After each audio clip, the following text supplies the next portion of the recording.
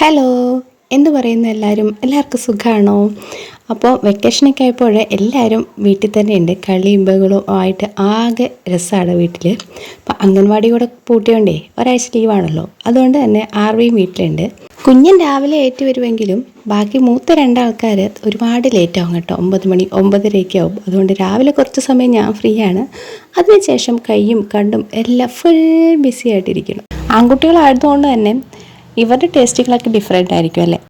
മൂത്തയാൾ Aaron 4ാം ക്ലാസ്സിലോട്ടാണ് ഇനി. എന്നാൽ പോലും എവിടെയെങ്കിലും പോയാൽ എനിക്ക് ഒരുപാട് ഹെൽപ്പാണ് കേട്ടോ അവന്. ഇങ്ങനെയല്ല അങ്ങനെ ചെയ്യണം, ഇവിടെ നിന്ന് അങ്ങോട്ട് പോകണം. അപ്പം നമ്മൾ ശ്രദ്ധിക്കുന്നതിന് കൂടുതൽ ഇവർ ശ്രദ്ധിക്കും എന്നുള്ളത് ഞാൻ അപ്പോഴാണ് മനസ്സിലാക്കാറ് കേട്ടോ. ഒരു പെൺകുട്ടി വേണമെന്നുള്ള ഞങ്ങളുടെ ആഗ്രഹങ്ങളെ കാറ്റിപ്പുറത്തിക്കൊണ്ട് 3 ആൺകുട്ടികളായപ്പോഴേ അടി ഇടി ബഹളം ഒഴിഞ്ഞ് നേരം ഉണ്ടാവാറില്ലേ.